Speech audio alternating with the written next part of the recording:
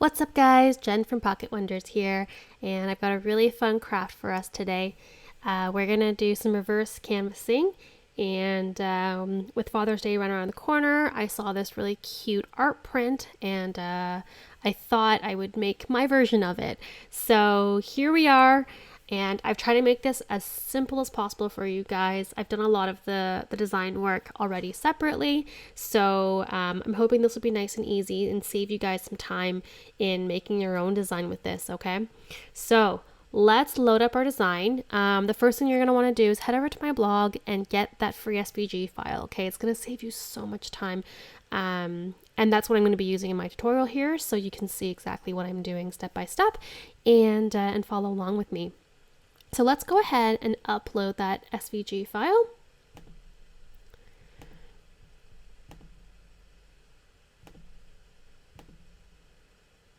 All right, and you can just load it in as is.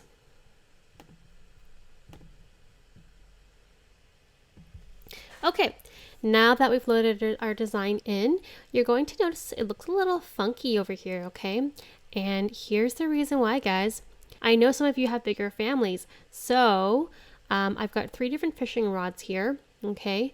So if you have 5 names, you can use this one, which is the longest one. If you have 4 names, you can use this one, which is a much shorter one. And then finally, if you only have 2 to 3 names, you can use this one. Yeah, I'm going to be using the 2 to 3 names one because that's the one I'll be making for my husband, but I have added these extra ones in here for you guys. I hope you like it, and I hope it helps when you are making your own. Now, the first thing we're going to want to do is ungroup this. This is one big file right now, so if you click on group up here and hit ungroup, now we can start moving some things around. And I'm actually going to delete the 2 rods that I'm not using. So let's go ahead and delete those.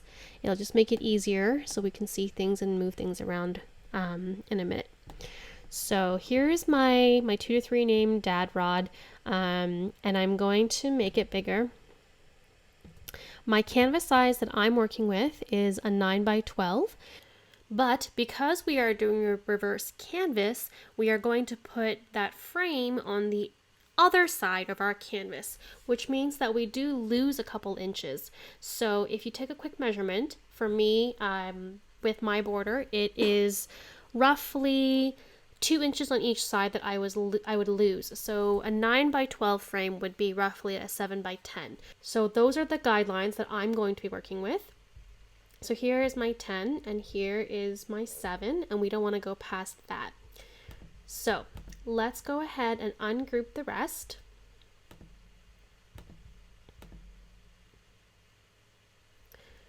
Awesome, now we can start moving this around.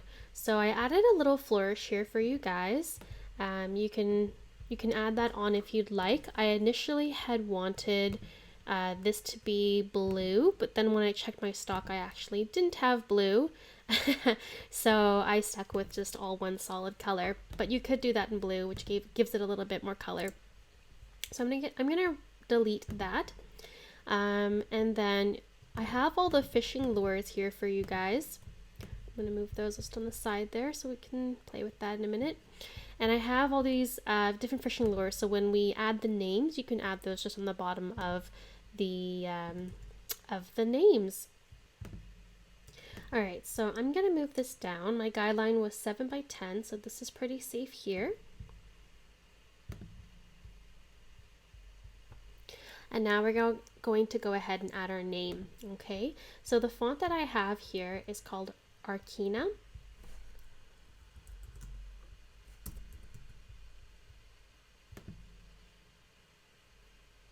So we can search for that here.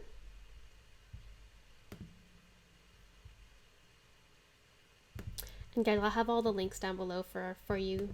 Now when you first load a font into Cricut Design Space, by default, Cricut Design Space will always make the letter spacing 1.2, which is why your letters are not touching. Okay, so we need to make adjustments to this. So I'm going to set this at negative 0.5, is usually what I like. That looks good. But now you'll realize we're also missing the swashes, okay? So the swashes can be found if you're on a MacBook, in your font book.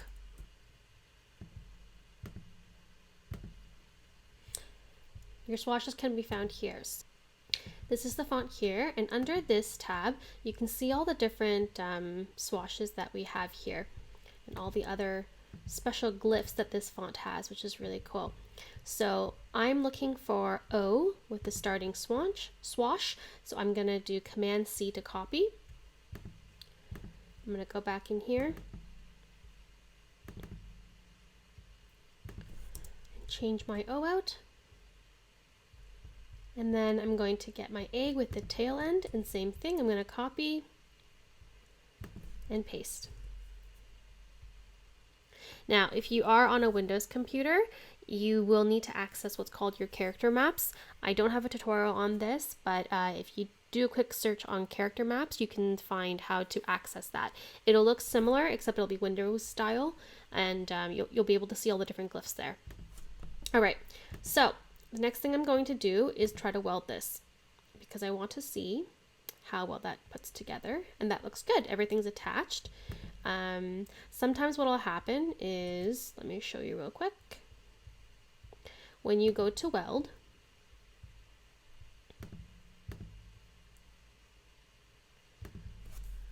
let's do 0.7. When you go to weld this happens, okay?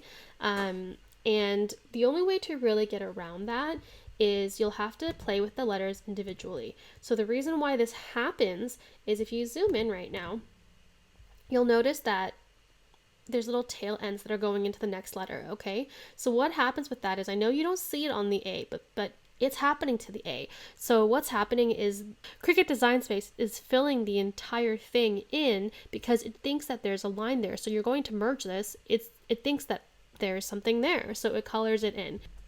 So what you would need to do is ungroup this, so you have each letter individually, and you'll have to manually move this A around to get the desired effect you want, okay?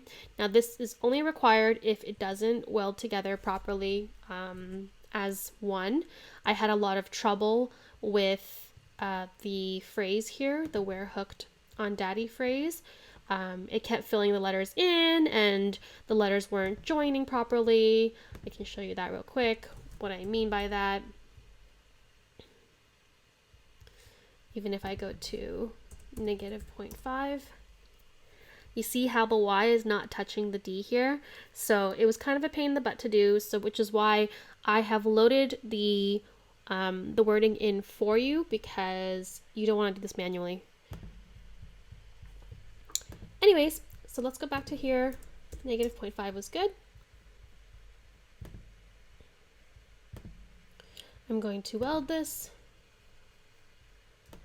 Great. Let's rotate that 90 degrees. And we'll drag that on. Next, I'm going to select the fishing lure that I want. I think I'm going to use this one here. We'll put that on the end. And now I'm going to weld everything together.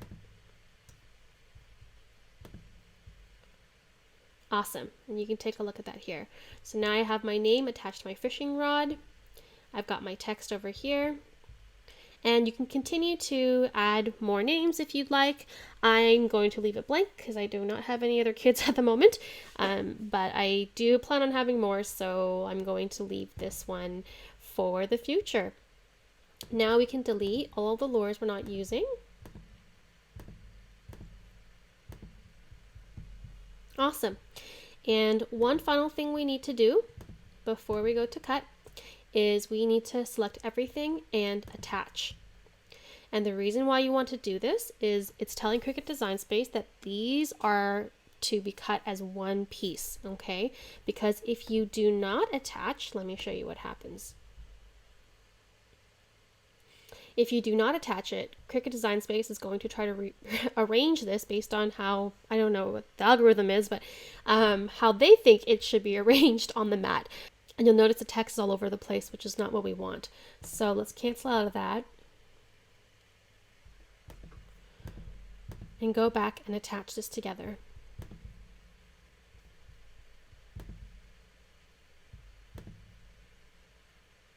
Awesome. Now when we go to make it,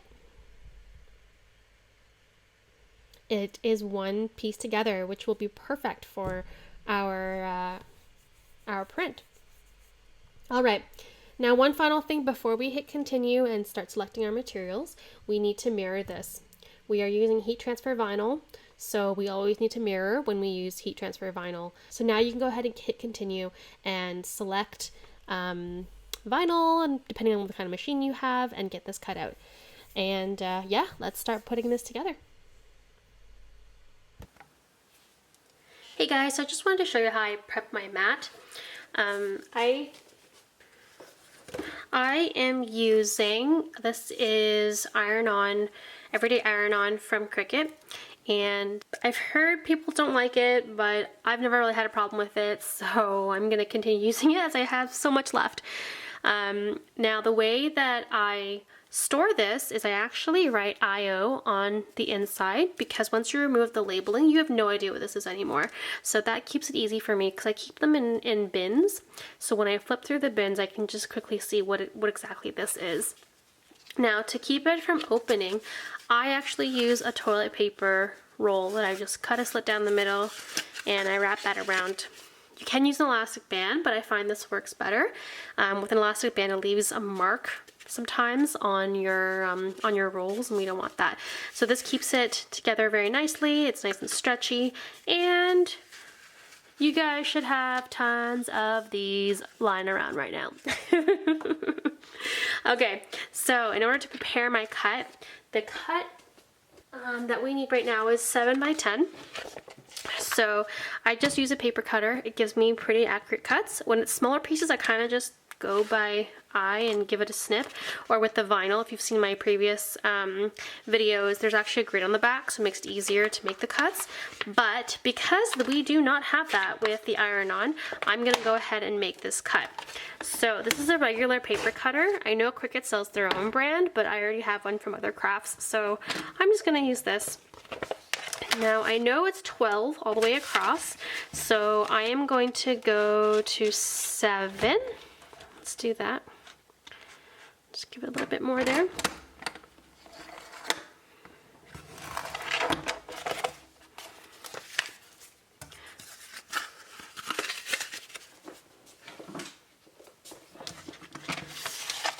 And I'm just going to cut off 2 inches here. So 7 by 10 is what we want.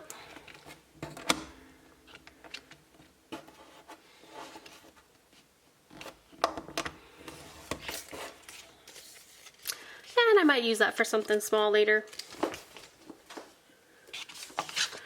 Alright, so when I put this on the mat, we want the shiny side down. Okay, shiny side goes on the mat, and hopefully you've been watching my video and you remembered to mirror your cut before you go to cut.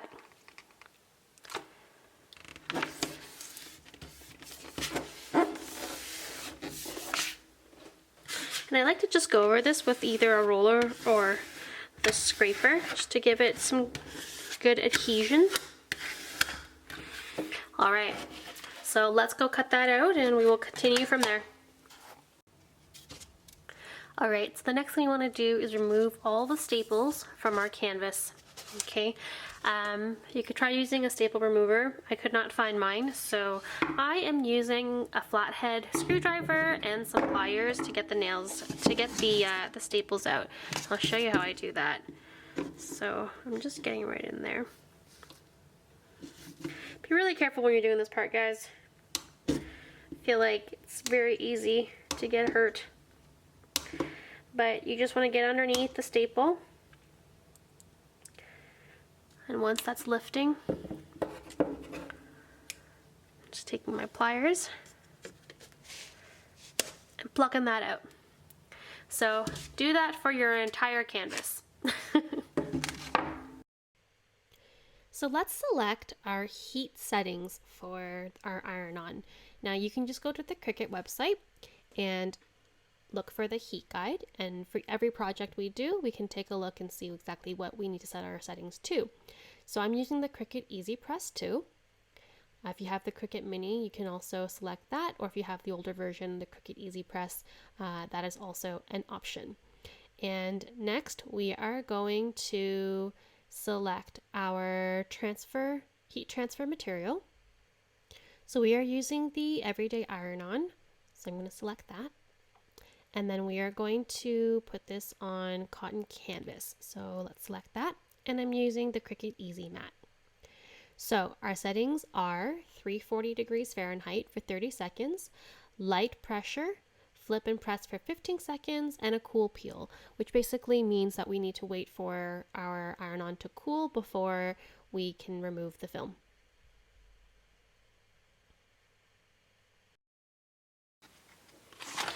Alright, so we've got this cut out, and we're going to want to weed out all the unwanted areas. So I'm going to go ahead and do that.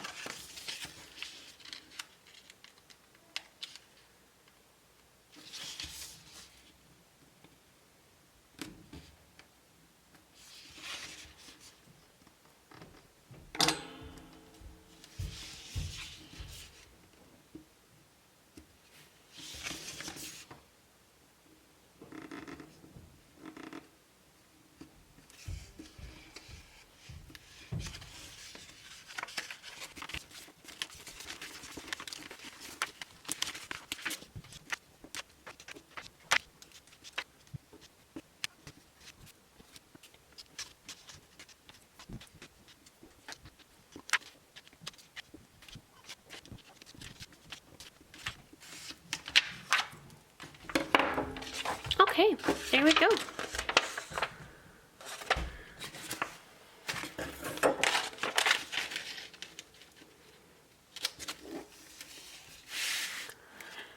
All right, that's looking really good. So here is my frame, and that's how it's gonna all come together. Now I've stained my frame in Minwax. This is ebony to give me this black color. It did need to sit overnight to dry, but I'm really happy with how it turned out. It looks really nice. It looks like a frame that we bought from the store. All right, so let's get our mat here. I'm using the Easy Press mat, and our instructions told us to preheat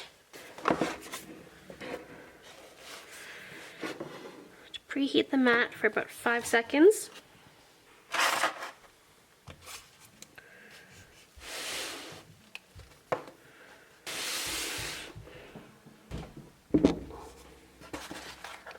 Alright, let's get our design on there.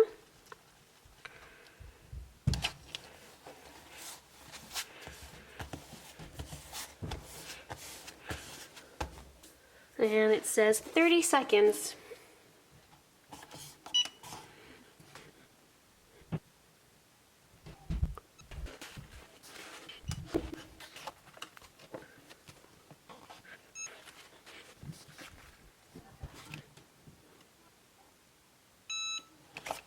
Okay, and then it says to flip it over and press for 15 seconds.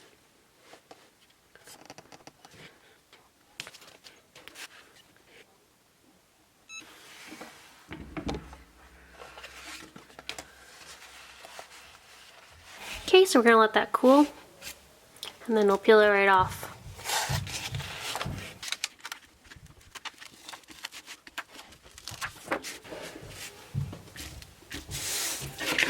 That came out really nice.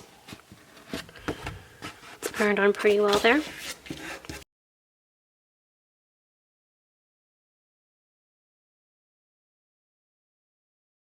So what I'm going to do is staple this in the back. Okay, so what we want to do is staple this in the back, but before we do that, I want to cut the canvas to size. So all I'm doing here is taking a pencil and folding it over so I know where I should be making my cut.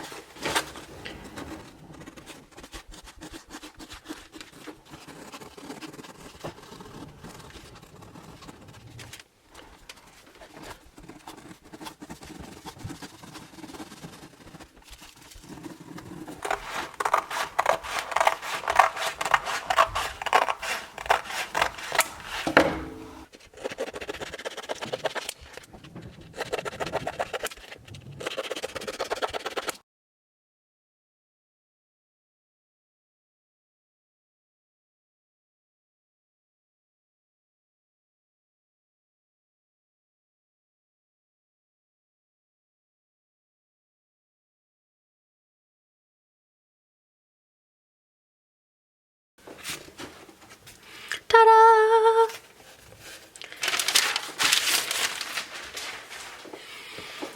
Yay! I love how it turned out. Looks amazing. So yeah, I hope you liked this tutorial.